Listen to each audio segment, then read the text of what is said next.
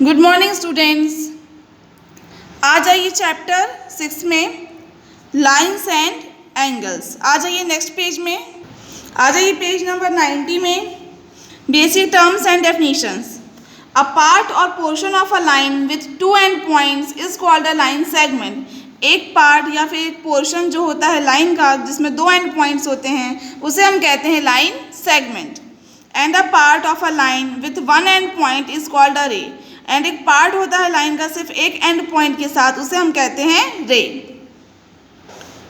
If three or more points lie on the same line they are called collinear points, otherwise they are called non collinear points. अगर three या three से ज़्यादा points आ रहे हैं same line में, तो लाई कर रहे हैं सेम लाइन में, तो उन्हें हम कोलिनियर पॉइंट्स कहते हैं। और अगर नहीं लाई कर रहे हैं सेम पॉइंट्स में तो उन्हें हम नॉन कोलिनियर पॉइंट्स बोलते हैं। मतलब तीन या तीन से ज़्यादा पॉइंट्स अगर सेम लाइन में आते हैं, लाई करते हैं, तो उन्हें हम कोलिनियर पॉइंट्स कहते हैं, अदरवाइज नॉन कोलिनियर पॉइंट्स कहते हैं। ठीक है।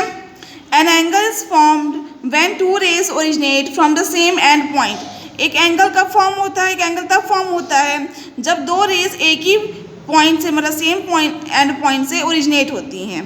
जैसे कि एंड पॉइंट है, यहाँ से एक रे ऐसे जा रही है और एक ऐसे जा रही है, तो बीच में क्या बन जाएगा? एंगल बन जाएगा। ठीक है। ठीक, ये जो पॉइंट होता है एंगल का, इसे हम कहते हैं वर्टेक्स, और ये होती है एंगल की आर्म्स। ठीक है। अब देखिए एंगल्स कितने टाइप के होते हैं, किस तरह के होते हैं। पहला होता है एक्यूट एंगल। एक्यूट एंगल वो एंगल होता है जिसका मेजरमेंट 0 डिग्री से ज़्यादा होता है लेकिन 90 डिग्री से कम, मतलब 0 से 90 डिग्री के बीच में जिसका मेजरमेंट रहता है जिस एंगल का, उसे हम एक्यूट एंगल कहते हैं। नेक्स्ट है राइट एंगल। राइट एंगल का मेजरमेंट 90 डिग्री होता है। ऑब्ट्यूज एंगल, जो मतलब एक एंगल जिसका मेजरमेंट 90 डिग्री से ज़्यादा होगा लेकिन 180 डिग्री से कम होगा, मतलब 90 डिग्री से 180 डिग्री के बीच में जिसका मेजरमेंट होगा जिस एंगल का, उसे हम ऑब्ट्यूज एंगल कहते हैं। स्ट्रेट एंगल, जिस एंगल का मेजरमेंट 180 डिग्री होगा। रिफ्लेक्स एंगल, जिस एंगल का मेजरमेंट 180 डिग्री से ज़्यादा होगा लेकिन 360 डिग्री से कम, मतलब 180 एंड 360 डिग्री के बीच में जिसका मेजरमेंट होगा वो रिफ्लेक्स एंगल होगा। ठीक है, ये हो गया आपको टाइप्स ऑफ एंगल। नेक्स्ट आ जाइए पेज नंबर 91 में। Two angles whose sum is 90 degree are called complementary angles and two angles whose sum is 180 degree are called supplementary angles। दो एंगल्स जिनका सम 90 डिग्री है होता है, मतलब दो एंगल्स जिनका सम 90 डिग्री है उन्हें हम कॉम्प्लीमेंट्री एंगल्स बोलते हैं। एंड दो एंगल्स जिनका सम 180 डिग्री होता है उन्हें हम सप्लीमेंट्री एंगल्स बोलते हैं। Two angles are adjacent if they have a common vertex, a common arm, and their non-common arms are on different sides of the common arm। दो एंगल्स को हम एडजेसेंट तब बोलते हैं जब दोनों एंगल्स में एक कॉमन वर्टेक्स हो और एक कॉमन आर्म हो और उनकी जो नॉन कॉमन आर्म हो वो डिफरेंट साइड्स में हो कॉमन आर्म के। उस तरह के एंगल्स को हम बोलते हैं एडजेसेंट एंगल। जैसे ये देखिए, इन दोनों एंगल्स में एक ही वर्टेक्स कॉमन है और ये दो एक आर्म कॉमन है, और उसके अलावा ये दोनों आर्म कॉमन नहीं है लेकिन दोनों अपोजिट साइड में जा रही हैं, अपोजिट डायरेक्शन में जा रही हैं, तो इस तरह के एंगल्स कहलाते हैं एडजेसेंट एंगल्स। नेक्स्ट आ जाइए, if the non-common arms BA and BC in figure 6.2 form a line, then it will look like figure 6.3. In this case, angle ABD and angle DBC are called linear pair of angles. If जो आपकी non-common arm है BA and BC, अगर ये एक line form करेगी तो ये इस तरह दिखेगी, तो ये दिखेगा, तो मतलब वो फिगर इस तरह दिखेगा। ठीक है। इस केस में जो एंगल ABD है एंड एंगल DBC है उन्हें हम लीनियर पेयर ऑफ एंगल्स कहेंगे। मतलब एक स्ट्रेट लाइन है और स्ट्रेट लाइन के ऊपर एक रे स्टैंड कर रही है, तो जो ये दो एंगल्स बनते हैं इन्हें हम कहते हैं लीनियर पेयर ऑफ एंगल्स, और इन दोनों का सम होता है 180 डिग्री। ठीक है, लीनियर पेयर ऑफ एंगल्स का सम होता है 180 डिग्री। ठीक है। You may also recall the vertically opposite angles formed when two lines say AB and CD intersect each other, say at the point O, there are two pairs of vertically opposite angles।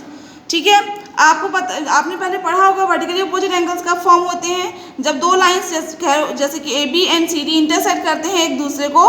ठीक है, मतलब जैसे एक line है AB और दूसरी line है CD, दोनों इंटरसेक्ट कर रहे हैं पॉइंट O में, तो ये और ये एंगल होंगे वर्टिकली अपोजिट एंगल और ये होंगे वर्टिकली अपोजिट एंगल। तो एक पेयर ये है वर्टिकली अपोजिट एंगल का और दूसरा पेयर ये है वर्टिकली अपोजिट एंगल्स का। ठीक है। नेक्स्ट पेज में आ जाइए, पेज नंबर 92 में। देखिए ये इंटरसेक्टिंग लाइंस हैं एंड ये पैरेलल लाइंस हैं। दो लाइंस जो एक दूसरे को किसी पॉइंट पे जाकर टच करें या इंटरसेक्ट करें उन्हें हम इंटरसेक्टिंग लाइंस कहते हैं। और दो लाइंस जिनको हम कितना भी आगे प्रोड्यूस करें और उनके बीच जो डिस्टेंस है वो बिल्कुल बराबर है, मतलब यहाँ भी डिस्टेंस सेम रहे, यहाँ भी सेम रहे, मतलब कांस्टेंट डिस्टेंस रहे, तो इस तरह की लाइंस कहलाती है पैरेलल लाइंस। मतलब दो लाइंस जिनको जितना भी आगे प्रोड्यूस करो और वो आगे जाके एक दूसरे को किसी भी पॉइंट पे टच ना करेंगे, टच नहीं करेंगी, मीट नहीं करेंगी, तो इस तरह की लाइंस कहलाती हैं पैरेलल लाइंस। और उन दोनों के बीच का डिफरेंस क्या रहता है, मतलब जो डिस्टेंस क्या रहता है उन दोनों के बीच का बिल्कुल कांस्टेंट रहता है, यहाँ भी सेम रहेगा और यहाँ भी सेम डिस्टेंस रहेगा। ठीक है, नेक्स्ट आ जाइए पेज नंबर 93 में। Exam 6.1 If a ray stands on a line then the sum of two adjacent angles so formed is 180 degree. अगर एक रे स्टैंड करती है एक लाइन के ऊपर तो जो सम होता है दो एडजेसेंट एंगल्स का वो कितना होता है 180 डिग्री। ठीक है, नेक्स्ट आ रही है पेज नंबर 94 में। If the sum of two adjacent angles is 180 degree then the non-common arms of the angles form a line। अगर दो एडजेसेंट एंगल्स जो हैं उनका सम कितना है 180 डिग्री है तो जो उनकी नॉन कॉमन आर्म होगी ऑफ द एंगल की वो फॉर्म करेगी एक लाइन। ठीक है, नेक्स्ट आ जाइए थ्योरम 6.1 में। If two lines intersect each other then the vertically opposite angles are equal. अगर दो लाइन्स इंटरसेक्ट करती हैं एक दूसरे को, ठीक है, तो जो वर्टिकली अपोजिट एंगल्स होते हैं वो क्या होते हैं, इक्वल होते हैं। ठीक है, नेक्स्ट आ जाइए एक्सरसाइज 6.1 क्वेश्चन नंबर 1 में।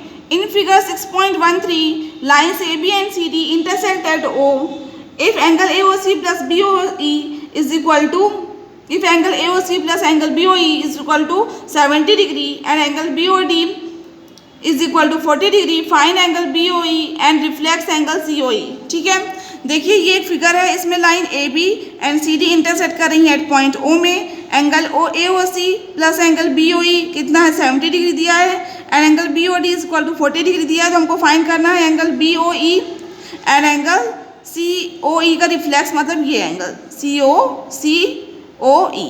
ठीक है, चलिए देखते हैं इस क्वेश्चन को कैसे सॉल्व करेंगे। देखिए फिगर को ध्यान से देखिएगा, AOB है, ये CD है। ठीक है, तो सबसे पहले देखिए गिवन क्या है क्वेश्चन में, हम वो मेंशन करेंगे। क्या गिवन है, AB and CD intersect at O। AB and CD intersect at O। फिर और सेकेंड चीज़ क्या गिवन है, angle AOC plus angle BOE is equal to कितना है 70 degree and angle BOD is equal to 40 degree है। इतना गिवन है कि AB एंड CD इंटरसेक्ट कर रही है एट O में। Angle AOC plus angle BOE is equal to 70 degree है and angle BOD is equal to 40 degree है। ठीक है, हमें फाइंड करना है BOE, एंगल BOE हमें फाइंड करना है एंड रिफ्लेक्स एंगल COE ये भी हमें फाइंड करना है। ठीक है, तो चलिए फाइंड करते हैं। सबसे पहले हम लिखेंगे सिंस AOB। देखिए AOB क्या है, एक स्ट्रेट लाइन है।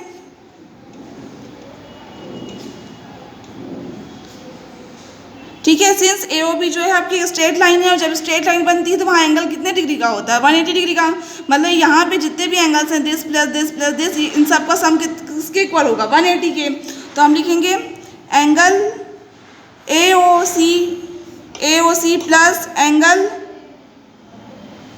COE plus angle BOE is equal to 180 degree. Angle AOC plus COE plus BOE is equal to 180 degree. तो angle AOC plus angle BOE इन दोनों को साथ में लिख लेंगे plus angle COE is equal to 180 degree. अब इसकी वैल्यू यहाँ पे हमें गिवन है तो पुट कर देंगे 70 degree plus angle COE is equal to 180 degree. तो angle COE is equal to 180 minus 70, तो angle COE is equal to आ गया 100, 0 में 0 माइनस करेंगे 0, 8 में 7 माइनस करेंगे तो 110 डिग्री। जहाँ हमने वैल्यू पुट करी वहाँ लिख देंगे गिवन है। ठीक है, तो देखिए angle COE is equal to आ गया 110 डिग्री। अब हम फाइंड करेंगे रिफ्लेक्स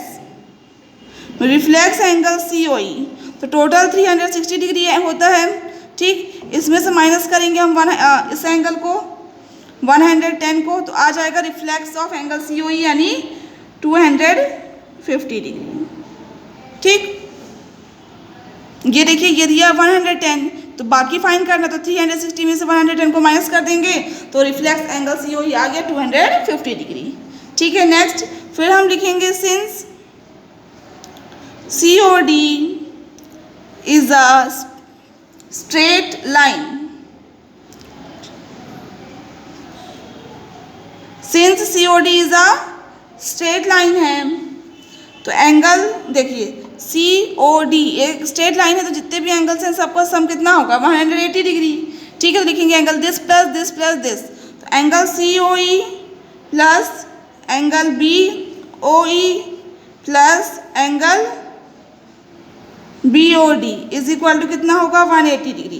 तो COE की वैल्यू कितनी आई है यहाँ पे देखिए ये 110, BOE फाइंड करना है हमें, एंड BOD की वैल्यू कितनी आई है 40 इज इक्वल टू 180 डिग्री। इन दोनों को प्लस करिए तो 150 आएगा इज इक्वल टू 180, तो angle BOE is equal to 180 minus 150, तो angle BOE is equal to आ जाएगा 30 डिग्री। और यही आपका आंसर है, आपको यही फाइंड करना था, reflex COE and angle BOE, तो हमने फाइंड कर लिया। नेक्स्ट आ जाइए क्वेश्चन नंबर 2 में, in figure 6.14 lines XY and MN intersect at O if angle POY is equal to 90 degree and A ratio B is equal to 2:3, find C। ये आपको देखिए एक डायग्राम दिया है जिसमें line XY and MN intersect कर रही है एट O पे, angle POY is equal to 90 degree दिया है एंड A रेशियो भी कितना दिया है 2:3, हमें फाइंड करना है C। चलिए देखते हैं कैसे फाइंड करेंगे हम। ठीक है, सबसे पहले हम लिखेंगे गिवन, क्या गिवन है XY and MN, XY and MN intersect at O, angle POY is equal to 90 degree, A ratio B is equal to 2:3। ये गिवन है कि angle line XY and MN intersect कर रही है एट O पे, angle POY is equal to 90 degree and A ratio B is equal to 2:3 है। अब हम लेट कर रहे हैं, let A B 2x and B 3x। Late A कर रहे हैं कि A क्या है 2x है एंड B क्या है 3x है। ठीक है, फिर लिखेंगे since XOY is a straight line,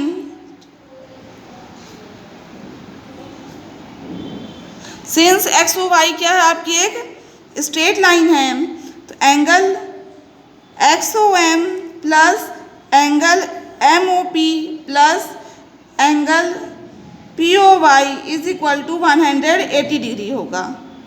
ठीक है, angle XOM MOP plus angle POY is equal to 180 degree. XOM की जगह क्या पुट करेंगे B, इसकी जगह A प्लस इसकी जगह 90 इज इक्वल टू 180, B की जगह पे 3x, A की जगह पे 2x, प्लस में 90 था इधर ले जाएंगे तो माइनस में हो जाएगा, तो 5x इक्वल टू 90, तो x equal to 90 upon 5, x equal to आ जाएगा 18, तो angle A is equal to 2x equal to 18 2 ज़ा 36 आ जाएगा, angle B is equal to 3x equal to 18 3 ज़ा 54 आ जाएगा। ठीक है, नेक्स्ट देखिए फिगर से, एंगल XOM का वर्टिकली अपोजिट एंगल है YON, तो लिखेंगे angle XOM is equal to angle YON vertically opposite angles, since angle X O M is equal to B, angle B is equal to कितना है 54 degree है। Therefore angle Y O N is equal to भी कितना होगा 54 degree होगा। ठीक है, next आ जाइए, लिखेंगे हम सिंस एक्स ओ वाई क्या है, एक स्ट्रेट लाइन है,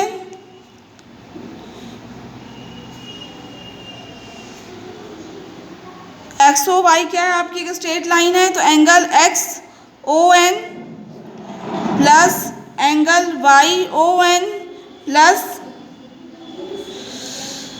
इक्वल टू आएगा यहाँ पे। तो एक्स ओ वाई क्या है आपकी एक स्ट्रेट लाइन है, ठीक है। तो angle X O N plus angle Y O N equal to 180 degree होगा। ये कौन से एंगल होंगे, लीनियर पेयर ऑफ एंगल्स भी बोल सकते हैं। उसके अलावा स्ट्रेट लाइन है तो वहाँ जितने भी एंगल्स बनेंगे उनका सम 180 डिग्री होगा। ठीक है, तो एक्स ओ एन की वैल्यू कितनी है सी, वाई ओ एन अभी हमने फाइंड किया था कितना आया 54 इक्वल टू 180 डिग्री। तो angle C is equal to 180 minus 54, तो आ जाएगा सी इज इक्वल टू कितना 126 डिग्री। ठीक है, आप इसको सी भी लिख सकते हैं और एंगल सी भी लिख सकते हैं, दोनों सही है, गलत नहीं है। तो क्वेश्चन नंबर 2 आपका कंप्लीट हो गया है एंड क्वेश्चन नंबर 1 भी कंप्लीट हो गया है एंड क्वेश्चन नंबर 3 और 4 एंड 3, 4 आपके लिए होमवर्क है। नेक्स्ट क्लास में आपको आगे पढ़ाऊंगी।